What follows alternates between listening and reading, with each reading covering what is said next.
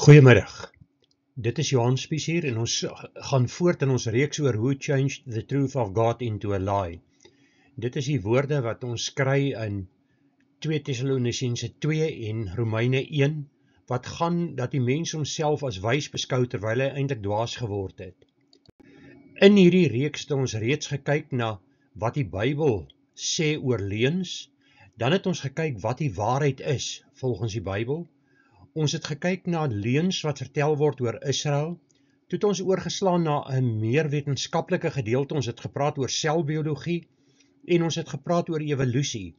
En nou is ons by die 6de deel, en dit is, ek het nie tred gehou met die hoeveelheid lesings nie, ons trek seker omtrent hier by 15 na 20 lesings.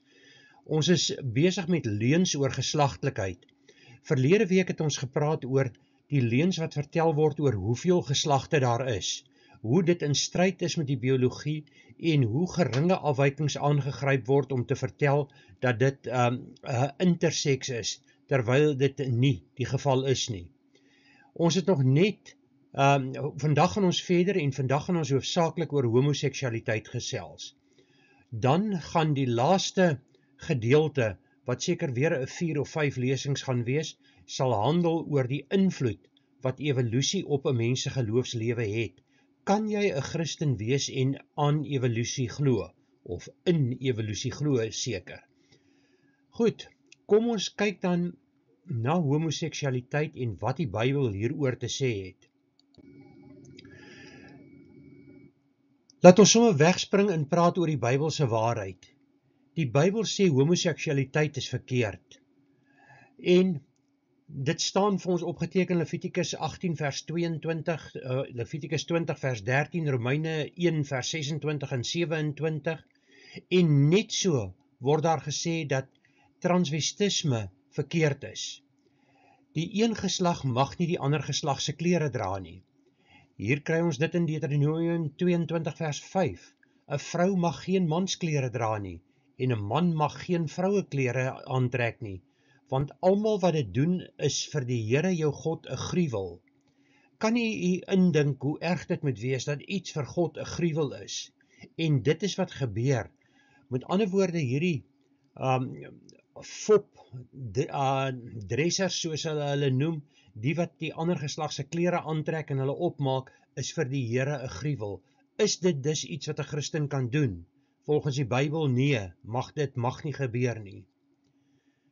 Dan kom ons by homoseksualiteit. Levitikus 18 vers 22. Met 'n manspersoon mag jy ook geen gemeenskap hê soos 'n mens met 'n vrou het nie. Dit is 'n gruwel. Nou kan jy vir my sê, maar dit is Mosaïese wette, dit geld nie in ons tyd nie. Maar wat sê die Nuwe Testament vir ons? Ons gaan na Romeine 1 vers 26 en 27. Daarom het God hulle oorgegee aan skandelike hartstogte, want hulle vroue het die natuurlike verkeer verander in die wat teen die natuur is.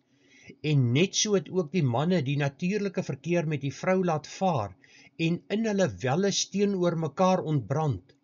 Manne het met manne skandelikheid bedrywe en in hulself die noodwendige vergelding van hulle dwaling ontvang. Jy kan dit nie meer letterlik uitspel nie. Hierdie gedeelte is so dat 'n mens dit amper nie vir 'n laerskoolkind kan voorlees eers nie. Maar dit is wat God sê oor die dade wat gepleeg word onder die naam van homoseksualiteit. Dit is vir God 'n gruwel.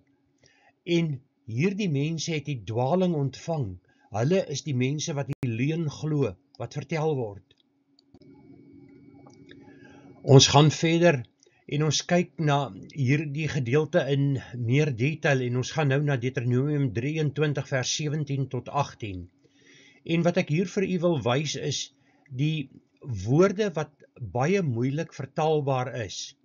Dit is nie dat die Bybel dit nie gesê het nie, maar die Bybel gebruik woorde wat baie moeilik is om in 'n ander taal en kultuur te beskryf. In ons Afrikaanse Bybel staan dit as volg: daar mag geen hoer uit die dogters van Israel wees nie, en daar mag geen skandseun uit die seuns van Israel wees nie. Jy mag geen hoereloon of hondeprys in die huis van die Here jou God as enige gelofte offer bring nie, want albei is vir die Here jou God 'n gruwel. Met ander woorde, dit is die vroulike homoseksueel, die lesbiese verhouding, maar dieselfde geld ook vir die homoseksuele mans. En die ander ding wat hier interessant is dat geld wat op daardie manier verdien is, mag nie as 'n offergawe aan God gegee word nie, want dit is vir God 'n gruwel, hy wil nie daardie geld hê nie. Dit is harde woorde wat ek hier sê, maar dit is wat die Bybel ons vertel. Maar kom ons kyk hoe ander Bybels dit vertaal. In die King James word dit gestel, dit wat 'n hoer in Afrikaans genoem word, no whore. Dit is dieselfde woord, dit is net 'n vertaling. No a sodomite. Met ander woorde, in die King James word dit meer uitgespel as wat dit in ons Afrikaanse Bybel is. Thou shall not bring the hire of a whore or the price of a dog. En hierdie hondeloon of hondeprys is iets wat ons dikwels in die Bybel sien. Maar omdat mense nie hierdie gedeelte uit die Ou Testament lees nie, besef hulle nie wat is die betekenis van 'n hondeloon nie. Met ander woorde, dit is geld wat verdien is deur manlike homoseksuele dade uit te voer. Die New King James het dit verander en in steede van die straatvrou gebruik hulle ritual harlot. Met ander woorde, dit is in godsdienstoefeninge is hierdie dinge gebruik. En daar is baie van die antieke godsdienste wat van hierdie prostituie gebruik het in hulle godsdienstbedrywe. Die man word geskryf as 'n perverted one of the sons of Israel. Met ander woorde, weer eens, dit is vir die Here 'n gruwel, maar nou kan jy ook sien hoe mense wat die Bybel vertaal sukkel om hierdie begrip oorgedra te kry wat in die oorspronklike taal staan. Dan kom hulle ook, the wages of a harlot or the price of a dog. Met ander woorde, weer eens die geld wat verkry is uit hierdie dade, kan nie oorbetaal word nie. Die nuwe Amerikaanse standaard Bybel het dit as volg vertaal. Hulle gebruik weer die woord 'n cult prostitute wat redelik ooreenstem met die ritual harlot wat in die New King James gebruik is. Maar hier noem hulle nou die manlike een ook 'n cult prostitute. So hulle gebruik dieselfde term vir die man en die vrou in die Amerikaanse standaard vertaling. En dan gaan dit verder. Hulle praat hier the hire of a harlot or the wages of a dog. Dis die geld wat jy nie mag inbring in die huis van die Here nie. Dit is vir die Here 'n gruwel. Maar kom ons kyk na ander Bybelvertalings. In die New International Version staan daar, en hierdie is nou 'n vertaling wat nie op die Textus Receptus gedoen is nie, dit is op grond van die kritiese teks, is hierdie gedeelte gedoen. Hier praat hulle van 'n shrine prostitute. En dit geld vir man of vrou, is hy vertaal. En dan nog iets, in die NIV is begrippe vertaal, dit is nie 'n woord-tot-woord vertaling nie. Dit is heeltemal 'n ander onderwerp om oor te gesels, die verskillende maniere van vertaling. Wat ek net vir u wil noem is, moenie 'n ander vorm van vertaling sommer net afskiet nie. As ons net na een voorbeeld kyk, in Hebreëus is die werkwoord in die begin van die sin. Dit gaan saam met die ding wat beskryf word, gaan ook die werking wat daardie ding doen wat beskryf word. In Afrikaans is die werkwoord aan die einde van die sin. Met ander woorde, dit is onmoontlik om die Hebreëse gedeelte van die Bybel woord vir woord in Afrikaans te vertaal. Dit kan nie gedoen word nie. Goed, die NIV gaan verder. The earnings of a female prostitute or of a male prostitute. Weer eens dieselfde woord word hier vir die man en die vrou gebruik, maar nogtans die geld kan nie in die huis van die Here ingebring word nie. Jy kan dit nie aan God offer en dink dat dit 'n offer is wat God welgevallig sal wees nie. Die New English Translation, dit is 'n Bybel wat ek weet nie of hy al in 'n harde kopie verskyn het nie, maar hy is op die internet beskikbaar, en wat ek van hom hou is sy verklarings is uitstekend om vir jou te vertel wat aangaan in 'n sekere ding. Soek net bible.org en dan sal jy hom in die hande kry.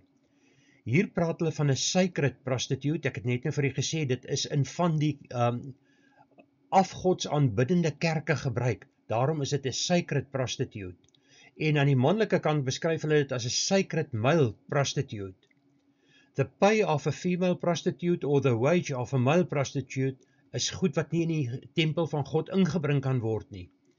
Die New Living Translation wat nog 'n losser vertaling van die woord van God is, gaan gebruik die term van temple prostitute. En hier word dit weer gebruik, nie man of vrou mag dit wees nie. En dan weer, the earnings of a prostitute kan nie as 'n offerhande gebruik word nie. Wat ek hier vir u probeer wys, is dat mense wat probeer om sekere gedeeltes van die Bybel te sê, maar die vertaling is daar verkeerd, dis nie wat die Bybel sê nie. Kyk na hierdie verskillende vertalings, en u sal sien dat daar uitdrukkings in die oorspronklike taal is, wat baie moeilik vertaalbaar is. Net nog 'n voorbeeld oor vertalings. As ons in Samuel kyk, Dawid het van sekere stede al die mans doodgemaak.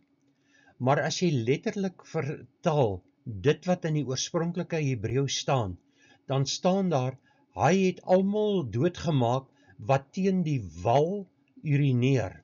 En die wal is ook die muur van die huis. So 'n mens weet nie of dit 'n wal van 'n sloot of iets is, en of dit teen die muur is nie. Met ander woorde, dis 'n man wat beskryf word. Maar dink net as dit in ons Bybel ingeskryf is. Die Afrikaanse Bybel het dit bloot vertaal met alle mans doodgemaak. Wees versigtig om kritiek uit te spreek oor die vertaling van 'n Bybel, want sekere gedeeltes is vertaal dat dis vreeslik moeilik om dit myself hier uit te druk, om dit beter te laat klink. Dis nie om die Bybel te verander nie, maar dat dit nie blaatant vulgêr raak nie. En daarmee sê ek nie die Bybel is vulgêr nie, maar daar is sekere sinsnedes gebruik wat verkeerd opgeneem kan word, en is beter om dit in die taal van die tyd te vertaal. Ons het gesien dat dit verkeerd is om verkeerde seksuele dade te pleeg. En hier gaan dit nie net oor homoseksualiteit nie, dit gaan ook oor gemeenskap buite die huwelik. Dit val in presies dieselfde klas, maar die word op ander plekke uitgelig. Vandag konsentreer ons meer op homoseksualiteit. En wat vind ons hier? Wat is die lot van hierdie mense wat seksueel verval het? Openbaring 22 vers 14 en 15 beskryf dit as volg: Salig is die wat sy gebooie doen, sodat hulle reg kan hê op die boom van die lewe en ingaan deur die poorte in die stad. Wat hier beskryf word is die nuwe Jerusalem, dis die hemel. So die wat sy gebooie doen, kan ingaan. Weereens as ons kyk na, dit is wat in die tekstes resepte staan, in die kritiese teks staan dit, die wat hulle klere was, en die by implikasie is dit wat hulle klere was in die bloed van Christus. Dit kom op dieselfde ding neer. Hulle het reg op die boom van die lewe en kan ingaan deur die poorte in die stad. Maar buite is die honde, en hier word nie verwys na hoof nie. Die honde waarna verwys word is seksuele immoraliteit, soos wat ons nou gesien het in hierdie ander gedeeltes. Maar buite is die honde en die towenaars en die hoereerders en die moordenaars en die afgodedienaars en elkeen wat leuns liefhet en doen. Wat 'n verskriklike ding is dit nie? Die mense wat dit doen, kan nie in die hemel kom nie. Maar dan kry ons hoop. En hierdie hoop is vir ons opgeteken in 1 Korintiërs 6 verse 9 tot 11. Of weet julle nie dat die onregverdiges die koninkryk van God nie sal beerwe nie? Moenie dwaal nie. Geen hoereerders of afgodedienaars of egbrekers of wellustelinge of sodomiete of diewe of gierigaards of dronkaards of kwaadsprekers of rowers sal die koninkryk van God beerwe nie. En nou kom die hoop vir ons. En dit was sommige van julle, maar julle het julle laat afwas, maar julle is geheilig, maar julle is geregverdig in die naam van die Here Jesus deur die Gees van onsse God. Met ander woorde, as jy jou bekeer het, dan is jy skoon gewas van hierdie sondes. Jy het hierdie verskriklike dinge gedoen, maar hierdie verskriklike dinge gaan jou nie vir ewig uit die koninkryk van God weer nie. Jy moet tot bekering kom en God gaan jou sonde vergewe. Daar is vir jou 'n uitkoms. Maar as jy volhard in hierdie sonde, staan daar wat jou uiteinde gaan wees, jy gaan in die hel beland, want dit is waarop hierdie woorde neerkom. En nou kom ons by die afvalligheid van die laaste tyd. En in hierdie afvalligheid word daar woorde misbruik en woorde word verander om ander dinge te beteken as wat dit veronderstel was om te beteken. Ons ken almal die gedeelte waar die disippels vir Jesus gevra het, wat gaan die tekens van sy koms wees? En die eerste teken van sy koms is, pas op dat niemand julle mislei nie. Pas op dat niemand julle mislei nie. Hierdie woorde is deur God uitgespreek. Maar hoe gaan ons mislei word? Ons kan ons sien as iemand ons mislei. Kom ons kom by 'n wêreldse voorbeeld.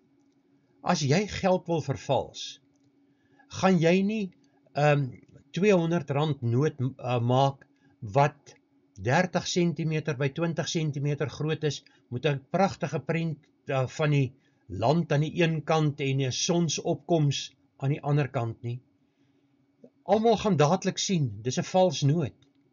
Jy gaan 'n ding maak wat dieselfde grootte het, wat lyk net soos die werklike noot, want dit is wat 'n vervalsing is. En dit is die afvalligheid waarvan hier gepraat word.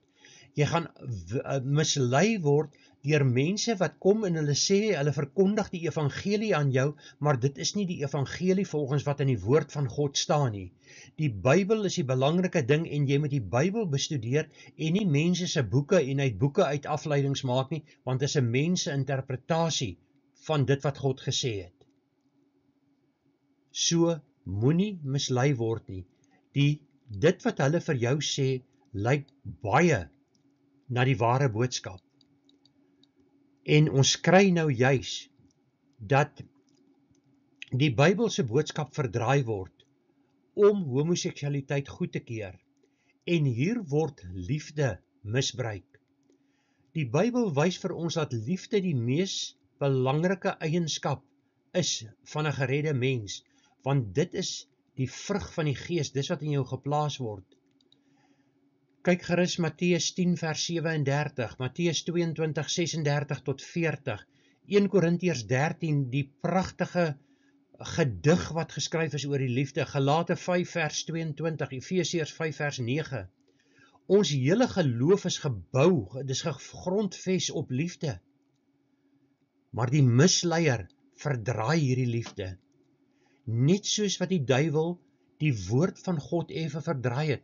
Ons sien in Genesis 3, hoe hy vir Eva gesê het God vir julle gesê, en dadelik bevraagteken hy die woord, en met eens is Eva deur mekaar. Maar dan sien ons toe die duiwel vir Jesus probeer mislei het, Matteus 4 verse 3 tot 10 kan jy daarvan lees, het Jesus hom elke keer uit die Bybel uit aangehaal om te wys dat sy aanhaling is verkeerd, dis buite konteks. Maak 'n studie van Matteus 5 en van 1 Korintiërs 6 vers 9 tot 10 en sien waar hierdie persone gaan eindig. Nou kom dan hier by die wet van liefde. Wat is die wet van liefde? In Matteus 22 lees ons, Meester, wat is die groot gebod in die wet? En Jesus antwoord hom, jy moet die Here jou God lief hê met jou hele hart en met jou hele siel en met jou hele verstand. Ons hoor hierdie woorde so dikwels, maar hoe dikwels dring dit by ons in? Besef u hoe lief ons hom moet hê? Jou hele hart, jou hele siel, jou hele verstand moet hom lief hê. Het jy hom so lief? Dit is die eerste en groot gebod. En die tweede wat hiermee gelyk staan, jy moet jou naaste lief hê soos jouself. Aan hierdie twee gebooie hang die hele wet en die profete. Dit wat hier staan dwars deur die Ou Testament word beskryf van die verlosser wat gaan kom, van die verlosser wat redding gaan bring. En Jesus kom en hy vat die wette saam en hy gee vir ons hierdie twee wette, dat ons vir God liewer moet hê as vir enige iets anders op aarde. Iewers in Matteus staan daar selfs, die vertaling is, As jy nie jou vader en jou moeder haat en God aandleef nie, maar die haat daar is anders as die haat wat ons ken. Dit is, jy moet God bokant jou ouers stel. Met ander woorde, as jou ouers wil hê, jy moet afstand doen van jou godsdienst, kan jy nie gehoor daaraan gee nie. As jou huweliksmaat wil hê, jy moet afstand doen van jou geloof, mag jy dit nie doen nie, want jy moet God liewer hê as enige iets anders. Het jy God so lief? En het jy jou naaste so lief? Want ons is geneig om onsself ook nie lief te hê nie. Ons is geneig om onsself te straf in sekere opsigte. Maar hier word ons gewaarsku dat jy jouself ook moet lief hê en jou naaste soos jouself. Galate 5 vers 22 het ek al verskriklik baie aangehaal tydens hierdie reeks. Maar die vrug van die Gees is liefde. En dan kom 'n hele klomp eienskappe wat almal eintlik deel is van liefde, want liefde bring hierdie dinge mee. So die groot vrug van die Gees is liefde. En hierdie vrug van liefde veroorsaak in jou blydskap, vrede, lankmoedigheid, vriendelikheid, goedheid, getrouheid, sagmoedigheid, selfbeheersing. Jy moet selfbeheersing aan die dag kan lê. En dit is veral ten opsigte van dit waaroor ons vandag hier gesels. As jy nie selfbeheersing kan toepas nie, het jy probleme, want dan is die vrug van die Gees nie in jou nie.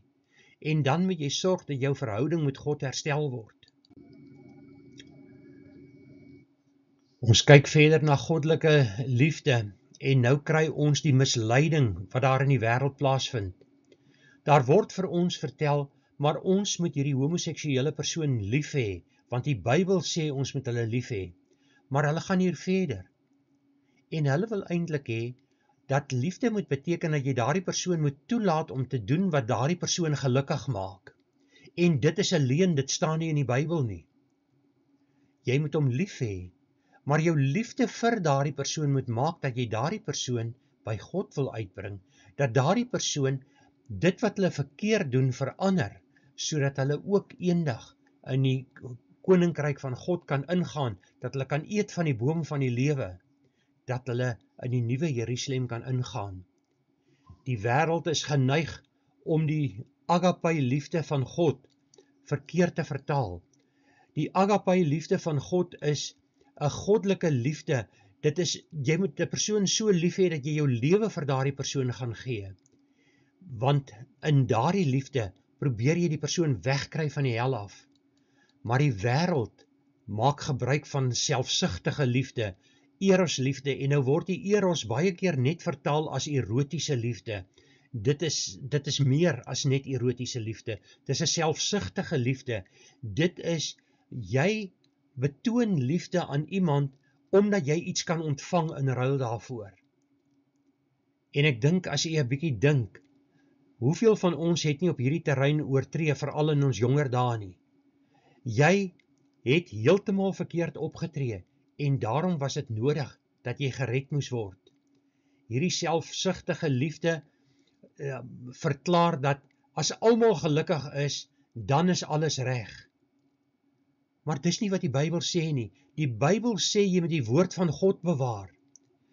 En daarom noem ek dit 'n selfsugtige liefde. Hoeveel predikante het nie al van die woord afgewyk, omdat hulle 'n kind het wat homoseksueel is nie. God waarsku teen homoseksualiteit. As jy daardie kind liefhet, gaan jy nie daardie kind toelaat om daardie lewe verder te lei nie. Jy gaan vir daardie kind preek, jy gaan vir daardie kind bid, dag en nag, dat daardie kind tot inkeer moet kom. Jy gaan nie die kind verwerp nie. Dis nie wat jy moet doen nie. Jy is steeds lief vir die kind, maar jy verwerp die aksies wat die kind uitvoer. En dit maak nie saak dat hulle sê, maar hulle is getrou, hulle is aan een maat verbind nie. Dit is nie die huwelik wat God ingestel het nie, want ons gaan net nou oor die huwelik ook gesels. So jy moet reg optree daar. Ons het gesien dat as gevolg van hierdie begeertes van die mens, wat afwyk van die natuurlike, het die mens gedink, hulle kan die geslag heeltemal anders maak as wat dit is. dat daar 'n klomp verskillende geslagte is en dat dit dinge regmaak. Daar word gesê dat homoseksualiteit geneties bepaal word en dat jy dit oorgeerf het. So as jy dit gekry het, kan jy niks daaraan doen nie. Maar is dit werklik so? Wetenskaplike artikels wat gaan oor gegeen vir homoseksualiteit weerspreek mekaar. Die een wetenskaplike stelde dat dit wel so is, die volgende een redeneer daarteen. Maar kom ons sê dat dit wel oorgeerf word, is jy dan onthef van alle blaam? God het jou gene gegee. Ek het al 'n paar keer vir u verwys na die woorde in Psalm 139, waar hy die wewer is, wat die drade so deurmekaar gooi, om iets te weef. En ek het gesê, dis 'n geen van jou pa en daardie geen van jou ma wat hy meng om jou 'n spesifieke persoonlikheid te gee. So God het jou gemaak soos jy is. Jy moet jouself leer ken en jy moet die Heilige Gees kry om jou te help om uit te vind hoe jy jou gene moet gebruik tot die glorie van God. Want dit is wat God wil hê jy moet dit doen. Jy het jou gene ontvang met 'n spesifieke doel. Kom ons sê jy's die meer verfynde manlike persoon. Dan is jy iemand wat heel moontlik makliker empatie kan toon met persone wat ly. As jy gene ontvang het wat maak dat jy geweld wil beoefen en so, dan is jy die stryder vir God in plekke waar die gewone man te bang is om in te gaan. So jy leef jou gene, volgens God se wil. Paulus het geleef met 'n doring in sy vlees. Jy leef met spesifieke gene in jou lewe en jy moet jou poging moet wees om vas te stel wat se gene het God jou gegee en hoe kan jy daardie gene gebruik tot sy lof.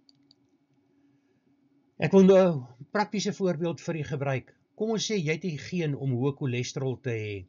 Daar is so geen, met ander woorde, jy het 'n baie hoër kans om 'n hartaanval te kry as jy die betrokke geen het.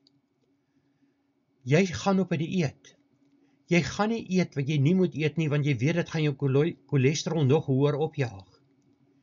Jy gaan oefening doen om jou liggaam so gesond as moontlik te kry, dat hierdie cholesterol jou nie moet aantas nie. Jy gaan stressituasies vermy. Jy gaan probeer om kalm te lewe en so beveg jy die hoë cholesterol. As jy dan 'n geen gekry het om homoseksueel te wees, moet jy dieselfde doen. Jy gaan ook op 'n dieet. Jy gaan op 'n dieet om jou Bybel te eet, om jou Bybel van voor tot agter deur te lees, keer op keer, om te sien wat God vir jou wil sê. Jy gaan oefening doen. Jou oefening gaan wees om neer te sak op jou knieë en met God te praat, en vir God te vra om jou te help, om uit te leef dit wat sy plan met jou is. So jy gaan optree net soos die persoon wat die geen vir hoë cholesterol oorgeerf het. Die persoon met die hoë cholesterol moet stres vermy. Jy moet versoeking vermy. Jy moenie op plekke kom waar jy weet jy versoek kan word nie. Jy moet plekke vermy waar daar versoeking kan wees. En dit gaan selfs plekke soos 'n kroeg waar jy drank kan kry wat jou weerstand verswak teen sulke dinge. Teen hoë cholesterol gaan jy fisies dinge doen. Homoseksualiteit gaan jy fisies teen stry, maar dis 'n geestelike stryd wat jy het. Waar die cholesterol 'n vleeslike stryd is hierdie 'n geestelike stryd. En daarom is jou Bybelse dieet en jou gebedsoefening so belangrik om jou te help om reg op te tree in die verskillende versoekings waarin jy dalk mag beland. En dan kom ons by die laaste punt. En dit is iets wat ek al in die verlede ook vir u genoem het. As iemand vermoor is en hulle kry die skelet van daardie persoon, kan forensiese wetenskaplikes vasstel of dit 'n man of 'n vrou is. Hulle kan selfs die ouderdom van die individu bepaal uit hierdie geraamte uit. Hulle kan dikwels selfs die etniese oorsprong van hierdie persoon bepaal. maar daar is sekere dinge wat hulle nie kan doen nie.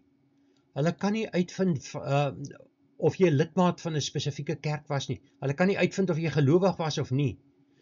Hulle kan nie sien vir watter politieke partye jy gestem het nie.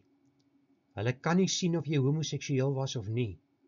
Dit is 'n geestesinstelling en dit is waarteen jy moet veg. En daarom moet jy hierdie besluit neem om die oefeninge te doen dat jy hierdie geestelike stryd kan stry. Ons leef in 'n tyd waar daar 'n hele klomp sogenaamde conspiracy theories uitgegee word. Maar in hierdie dae is dit duidelik dat hierdie afvalligheid voorkom en dat daar eintlik 'n volskaalse oorlog teen Christene aan die gang is. Wêreldwyd hoor 'n mens meer en meer verslagte van hoe geslagsvoorligting in skole ingebring word, selfs in kleuterskole, wanneer 'n kind nog nie eers weet waaroor dit als gaan nie. En dan kry jy sommige regerings wat besluit dat hierdie ding die hoogste prioriteit moet geniet. Weet ons ouers werklik wat hulle kinders leer in die skool? U sal verstom staan as u sien wat se grafiese voorstellings daar selfs in kleuterskoolboeke voorkom. Maar kom ons gesels oor iets beters. God het die huwelik ingestel om ons te wys op die verbintenis tussen ons en Jesus Christus. Want ons gaan in 'n huwelik met hom tree. Ons is tans in die verlovingsstatus. Van die oomblik wat jy tot bekering gekom het, is jy in die verlovingsstatus met hom. Met ander woorde, jy kyk nie meer na 'n ander God nie. Want die bruid mag nie na 'n ander man meer gekyk het, die oomblik as hy verloof is nie. Dan het daardie man gegaan na sy vader se huis en het 'n kamer of kamers aangebou vir sy bruid. Jesus vertel vir ons in Johannes dat hy opvaar na die hemel om vir ons plek voor te berei. En as hy dit gedoen het, kom hy om ons te kom haal. Dit is die beeld van die bruid en bruidegom.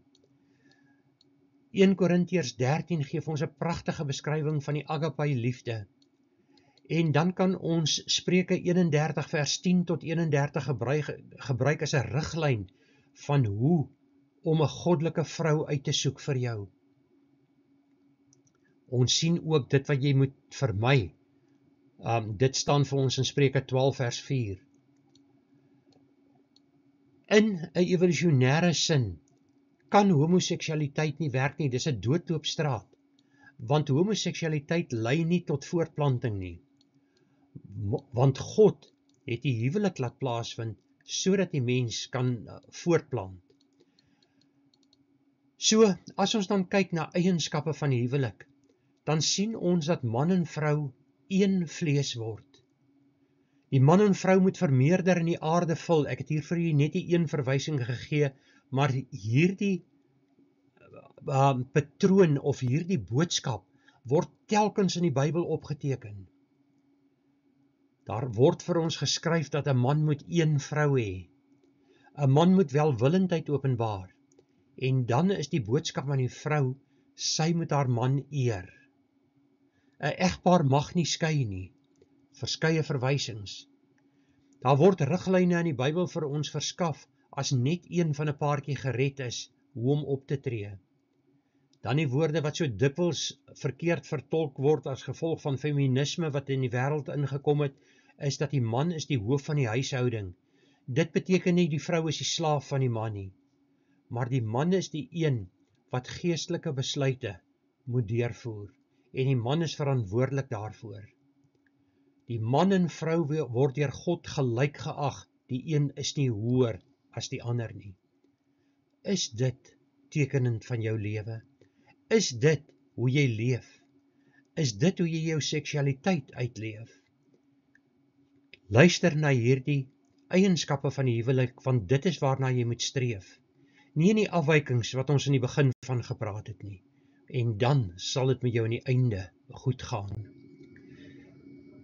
Hemelvader, ons kom vanmiddag na U toe en ons stel onsself bloot voor U.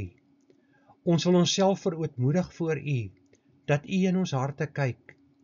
U weet van alles wat ons gedoen het in ons verlede. Maar Here, ons weet ook dat U 'n barmhartige en regverdige God is, en dat U ons alle sondes vergewe het toe ons tot bekering gekom het. Maar Here, ons vra U vandag opnuut, verlos ons van die bose, verlos ons van die plekke van verleiding, wat wil hê dat ons moet afwyk, dat ons verkeerde dade moet pleeg.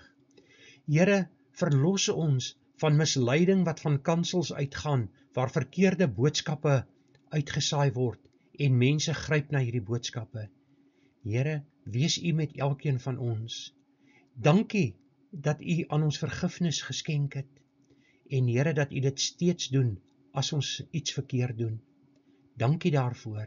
Dankie vir die woorde wat ons in Korintiërs kon kry, dat so was sommige van julle, al die afskuwelike dinge genoem en dan word genoem en dan sê, so was sommige van julle. En dan vertel U vir ons hoe het ons verander, omdat ons skoon gewas is deur die bloed van Jesus. Dankie dat Jesus aan die kruis gesterf het vir ons, sodat sy bloed ons kan skoon was. O Here, baie dankie dat U so barmhartig is, dat U soveel liefde aan ons betoon. Ek vra U dan om met ons te gaan in die dae wat voorlê. Hou ons styf teen U vas, koester U ons, en help ons dat ons die waarheid sal uitdra. Ek vra dit in die naam van Hom wat ons gered het, deur sy bloed aan die kruis vir ons uit te stort, Jesus Christus. Amen.